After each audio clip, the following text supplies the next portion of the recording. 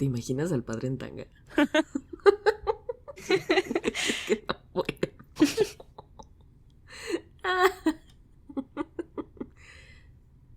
La verdad es que no era la más popular entre mis profesoras, aunque a veces hacía lo que me convenía. Por ejemplo, el día que llegué y les dije: Señor, ¿no vamos a ver la elección papal? Hacemos lo que quieras si consigues la tele, Jennifer. Y la tele se consiguió. Recuerdo a mis compañeros y yo contentos de perder clase. Ahí aparece él, en el balcón, con su estola roja, recién estrenada. La multitud enloquece como si fuera Taylor Swift en el Eras Tour, pero con menos pulseras de la amistad y más rosarios. Y también nosotros estábamos felices. Ni sabíamos quién era este señor, pero estábamos felices. Recordé lo de la tanga y me dio mucha risa. Pobre papá, debe de ser uno de los hombres con más ojos sobre él y por eso no te recomiendo serlo. Esto es No Recomiendo, un podcast de antirrecomendaciones de la vida y de lo que consumimos.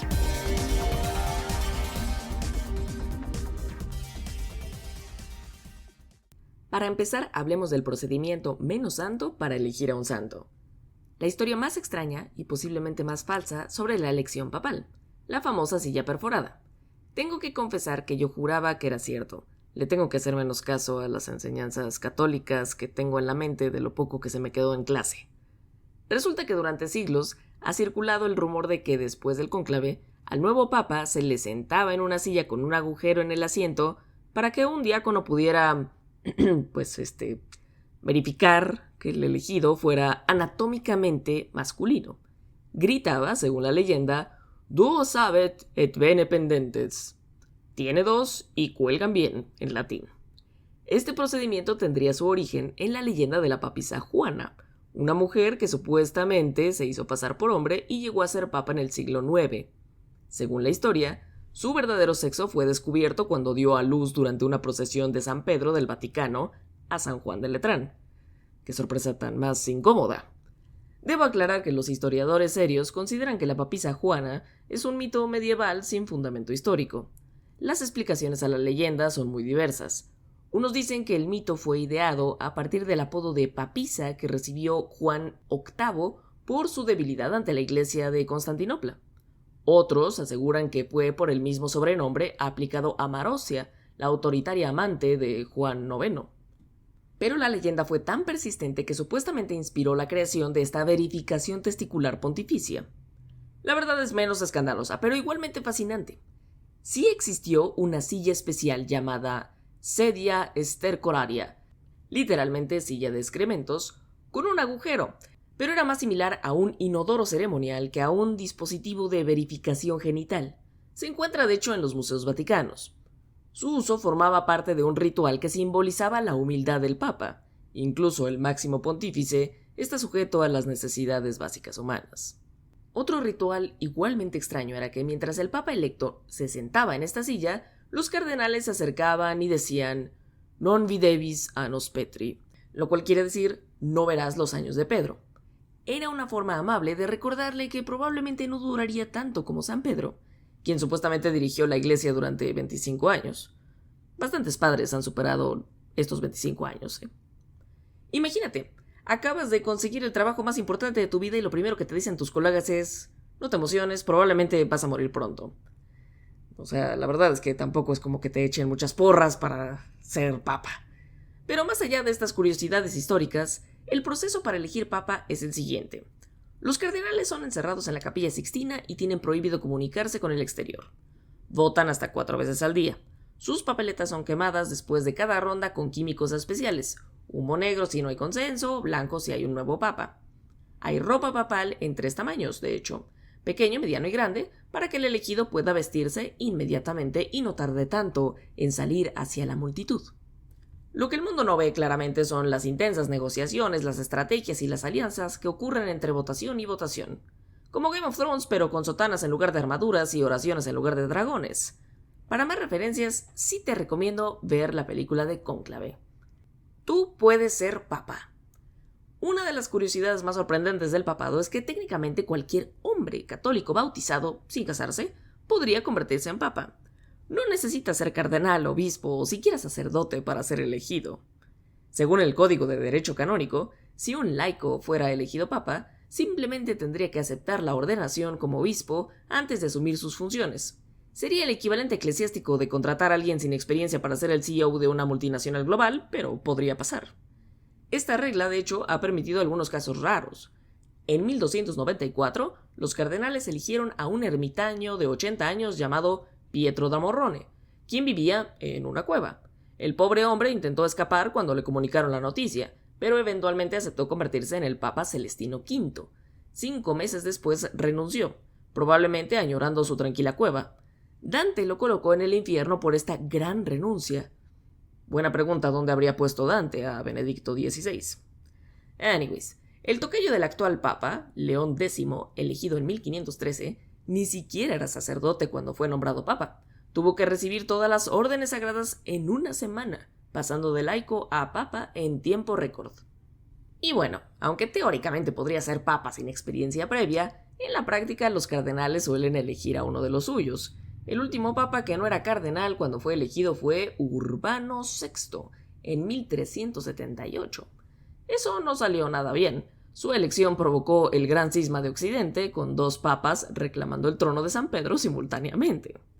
Desde entonces, los cardenales han preferido mantenerse en terreno seguro. La elección democrática del papa es también curiosa. Solo los cardenales menores de 80 años pueden votar y ser votados, y el elegido debe recibir 2/3 de los votos. O sea, la iglesia evita mejor los osos del estilo Joe Biden, al que ya se le iba algo el tren de pensamiento. Eso sí, estamos hablando todavía de un proceso donde aproximadamente 120 hombres, que ya podrían traer credencial del INAPAM, todos nombrados por papas anteriores, eligen a su nuevo jefe. No es exactamente lo que Madison y Jefferson tenían en mente cuando hablaban de democracia. Si hablamos, por ejemplo, de quién ha sido el peor papa, pues hay balazos, ¿eh? Si piensas que la política contemporánea es escandalosa, espera a conocer algunos de estos papas que son bastante controvertidos. Estos hombres hubieran sido tendencia durante siglos si hubiera habido redes sociales en esa época. Alejandro VI, quien fue papa del 1492 al 1503 de la familia Borgia, probablemente sea el más infame. Tuvo varios hijos, incluidos los famosos Cesare y Lucrecia, y no intentó ocultarlos como hacían otros papas de la época.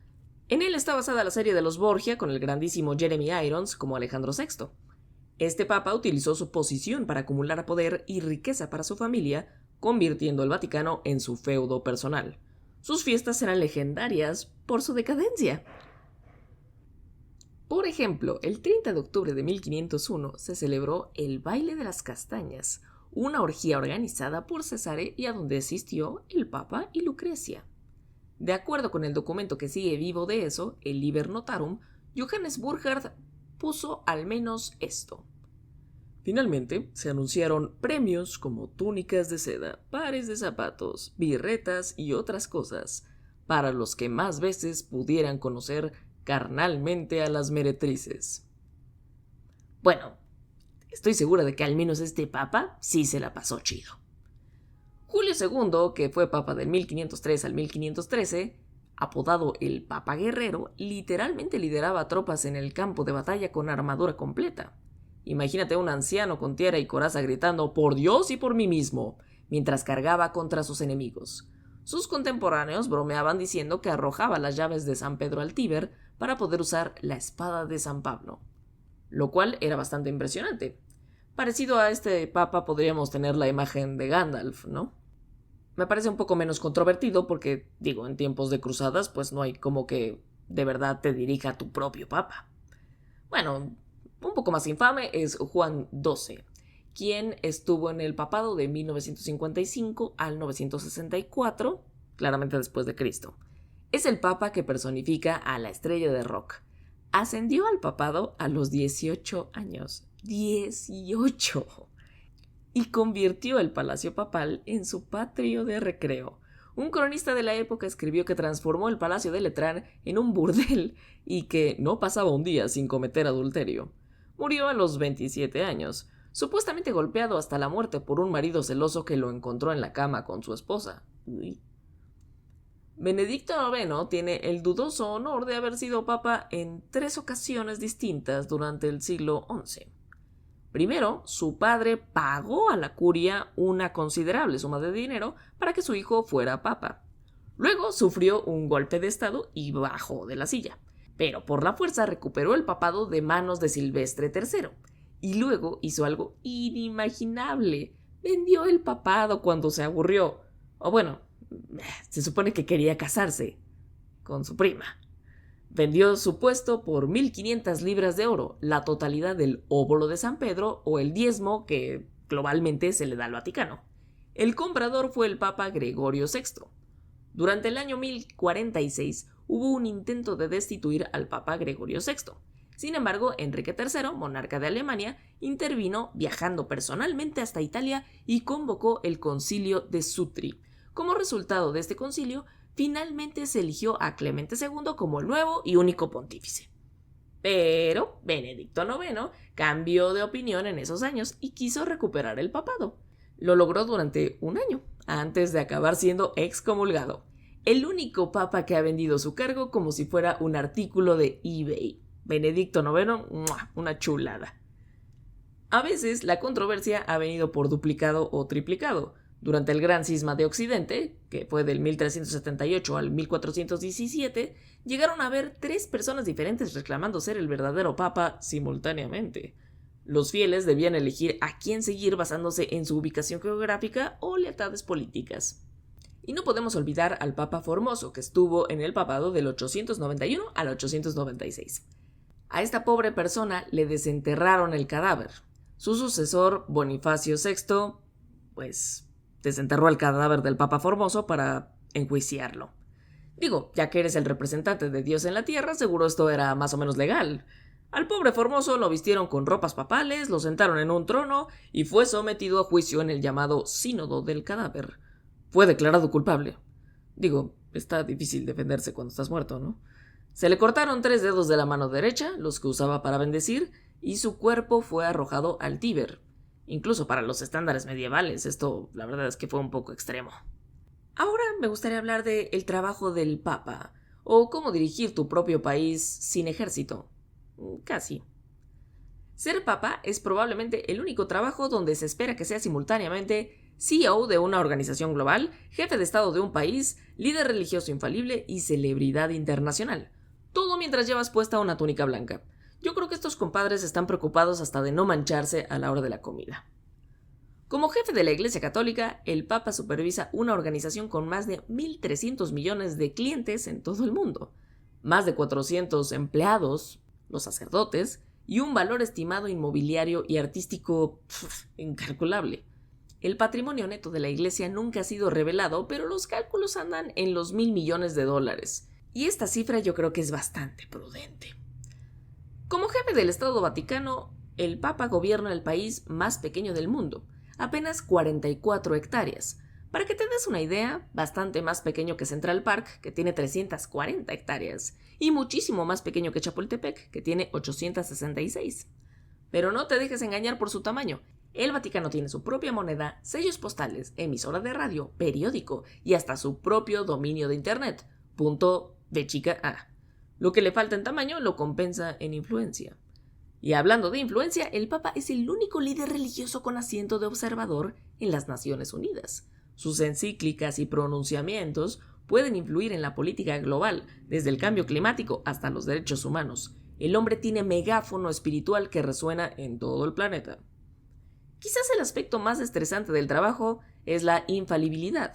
Desde 1870, la doctrina católica establece que cuando el Papa habla ex cátedra, desde la cátedra de San Pedro, sobre asuntos de fe y moral, está libre de error. Imagina la presión. Millones de personas creen que no puedes equivocarte. Yo me pongo nerviosa cuando tengo que dar mi opinión en una junta de trabajo, no me imagino teniendo que definir dogmas universales. Las encíclicas, por ejemplo, son ex cátedra. Y bueno, las encíclicas son cartas solemnes que el Papa dirige a los obispos y fieles de todo el mundo. Mi favorita de tiempos recientes, Deus Caritas Est, Dios es amor, escrita por Benedicto XVI, que dentro de toda su polémica era un grandísimo teólogo. Lo siento, jesuitas, Benedicto era mejor en esto que Francisco. Y para estresarse, la agenda diaria. El Papa Francisco se levantaba alrededor de las 4:30 de la mañana. A los 87 años mantenía un horario que dejaría exhausto a la mitad de su edad, o incluso a mí que ya me duelen las rodillas. Audiencias, misas, documentos que firmar, viajes internacionales. Bienvenido a un trabajo del que no te puedes jubilar y del que solo te libera la muerte. O una renuncia si sigues el ejemplo de Benedicto XVI. Y si recuerdas, renunciar te puede mandar al infierno. Y no olvidemos que para este trabajo no hay periodo de prueba. No puedes pedir un aumento, aunque creo que esto ya sería un descaro, y tu desempeño es evaluado no solo por tus contemporáneos, sino por historiadores durante siglos después de tu muerte. Pero sin presiones, ¿eh? Luego hay gente como yo que encuentra maneras de divertirse con cosas como esta. Escuchemos parte del discurso papal. No te preocupes, no es tan relevante lo que dice, sino lo que viene después. Vamos, papá. Fratelli e sorelle carissimi, questo è il primo saluto del Cristo risorto, il buon pastore che ha dato la vita per il gregge di Dio. Ok, ya te grabaste la voz, ahora escuchemos a este personaje. Hola a todos en Latinoamérica, soy Kermit la Rana. Sí, ya sé lo que están pensando. Ustedes me conocen como René. Pero mi verdadero nombre es Kermit, K-E-R-M-I-T. ¿Lo ven? ¿Y de dónde salió el nombre de René? Bueno, todo sucedió en México. Es que la primera vez que fui me presentaron como René y no quería ser descortés, así que nunca corregí el error. Y desde entonces ahí me llaman René y... No es lo que me contaron a mí. Fuiste a México para pasártela en grande. No querías que Moa lo supiera y usaste otro nombre. Piggy, eso no fue lo que pasó. No, Rana. A partir de ahora serás Kermit y no René. ¿Oíste? Ya oí. Bien. Ok, como dice Miss Piggy, ahora voy a ser Kermit la Rana. Que no se te olvide. No lo haré. ¡Beso, beso! ¡Adiós! Es que hasta se parecen físicamente. Terrible. Pero a diferencia de la rana René, la rana Gustavo o Kermit, el Papa sí tiene ejército. Presento a la Guardia Suiza, el ejército menos práctico pero más fotogénico del planeta. No podemos hablar del papado sin mencionar a los coloridos defensores del pontífice, la Guardia Suiza. Con sus uniformes que parecen diseñados por Miguel Ángel durante un viaje de ácido y sus alabardas medievales, que los hacen ver como arlequines, son probablemente el ejército menos intimidante pero más fotografiado del mundo. La Guardia Suiza fue establecida en 1506 por el Papa Julio II. Sí, el mismo que mencioné antes que lideraba tropas en batalla.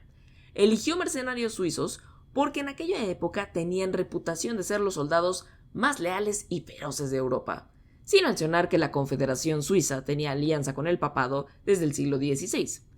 Es como si hoy contrataras a los Navy SEALs para proteger tu casa, pero les hicieras usar trajes de payaso. Sus uniformes tricolores de azul, rojo y amarillo son frecuentemente atribuidos a Miguel Ángel, aunque esto es probablemente un mito. Los diseños actuales datan del siglo XIX, inspirados en los colores de la familia Medici. Cada uniforme está hecho a medida, contiene 154 piezas y lleva 32 horas confeccionarlo. Es alta costura militar. Para unirse a la Guardia Suiza, debes de ser un hombre católico suizo, soltero, de entre 19 y 30 años, con buena conducta y haber completado el entrenamiento militar básico en Suiza. También debes medir al menos 1.74 metros de altura. Aunque parecen figuras decorativas, los guardias suizos son soldados entrenados. Bajo esos uniformes renacentistas, llevan armas modernas y están entrenados en técnicas contemporáneas de protección. Su momento más heroico fue el 6 de mayo de 1527 durante el saco de Roma, cuando 147 guardias murieron protegiendo al Papa Clemente VII mientras éste escapaba a través de un pasadizo secreto al Castel Sant'Angelo. Solo 42 guardias sobrevivieron. Es por esto que los nuevos reclutas juran lealtad cada 6 de mayo, conmemorando a sus camaradas caídos. Hoy en día la Guardia Suiza consta de solo 135 hombres, lo que la convierte en el ejército más pequeño del mundo. Para poner esto en perspectiva, la seguridad de un casino de Las Vegas tiene más personal. Pero lo que les falta en número lo compensan en tradición y compromiso. Y sí, siguen usando sus alabardas ceremoniales, armas que no han sido prácticamente útiles en combate desde hace 300 años. Hablando del casino de Las Vegas, es como si el equipo de seguridad trajera catapultas. Pero oye, se ven geniales en las fotos de Instagram de los turistas. ¿Y León XIV qué?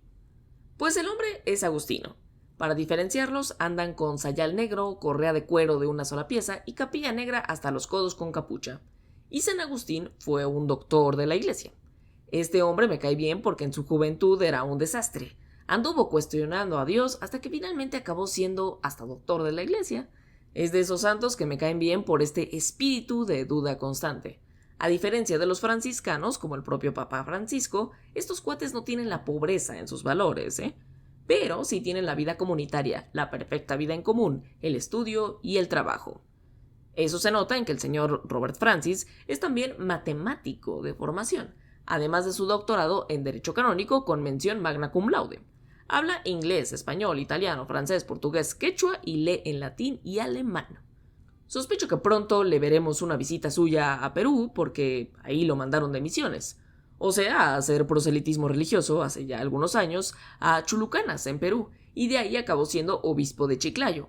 Vete tú a saber qué tan contenta estaba la curia peruana con eso, porque a nadie le cae bien que el gringo venga a robarle el trabajo a uno, me han dicho. Pero igual ya se había ganado el corazón de la gente.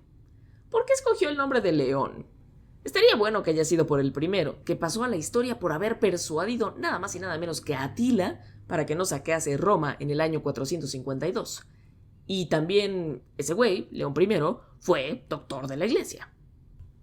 Aunque yo creo que Don Robert se puso así por el último de sus tocayos, León XIII, de finales del siglo XIX, una figura asociada con la justicia social, pero también con la modernización prudente de la iglesia, como que quiere ser el punto medio entre el reformista Francisco y un diplomático. Aunque obvio que ha estado envuelto en cierto escándalo. No podemos hablar de los desafíos del papado moderno sin mencionar el elefante en la habitación: los escándalos de abuso sexual de la iglesia. Y aquí es en donde entra en escena el ahora papa. Antes de asumir altos cargos en el Vaticano, Prevost se ganó tanto admiradores como detractores por su manejo de los casos de abuso en Perú. Imagínate ser un obispo que públicamente dice a un periódico: si eres víctima de abuso sexual de un sacerdote, denúncialo. En el contexto de la iglesia tradicional, esto es como si el gerente de McDonald's te dijera: mejor ve a Burger King. Un acto de osadía institucional poco común. Pero no sé qué tan empático con las víctimas, para ser completamente honesta, como si fuera tan fácil denunciar estos casos. El periodista Pedro Salinas ha destacado que Prevost siempre estuvo del lado de las víctimas del infame caso Sodalicio, una organización católica donde ocurrieron múltiples abusos. Pero la política eclesiástica es más complicada que una temporada de House of Cards en latín. La red de sobrevivientes de abuso sexual por sacerdotes acusó a Prevost de encubrir casos de abuso durante su gestión. Sin embargo, tanto Salinas como José Enrique Escardó, uno de los primeros en denunciar a la organización Sodalicio, salieron en su defensa, sugiriendo que estas acusaciones eran una especie de venganza política orquestada por los mismos grupos que Prevost había confrontado. Es el equivalente vaticano de los enemigos de mis enemigos quieren convertirse en mis enemigos también. El periodista Antonio Maestre incluso señaló que medios ultraconservadores y trompistas intentaron desprestigiar a Prevost, convirtiendo lo que debería ser un asunto de justicia para las víctimas en otro campo de batalla para las guerras culturales. Porque aparentemente ni siquiera la Santa Sede está a salvo de la polarización política actual. Este es el tipo de drama que cualquier papa moderno debe enfrentar: manejar los horribles legados de abuso institucional mientras navega por un campo minado de facciones eclesiásticas, políticas globales y medios de comunicación ávidos de escándalo. Y todo esto mientras intenta mantener la dignidad, entre comillas, de una institución milenaria y, lo más importante, hacer justicia a las personas. Veremos cómo va con eso. Por lo pronto, de unos años para acá, ha sido muy cuidadoso al hablar de grupos LGBT o las mujeres en el clero. A mí se me hace medio tibio, pero era complicado que no lo fuera, porque ni dice que sí ni dice que no a la inclusión de estos grupos en la Iglesia Católica. Bueno, y entonces, ¿por qué no recomiendo ser papa? Después de todo lo que hemos escuchado, creo que queda claro por qué no recomiendo aspirar al trono de San Pedro. Trabajas literalmente hasta que te mueres. La jubilación papal era prácticamente inexistente hasta que Benedicto XVI decidió retirarse en 2013, el primer papa en 600 años en hacerlo. Seguro el pobre hombre falleció medio traumado por saber si iba a llegar al cielo por eso.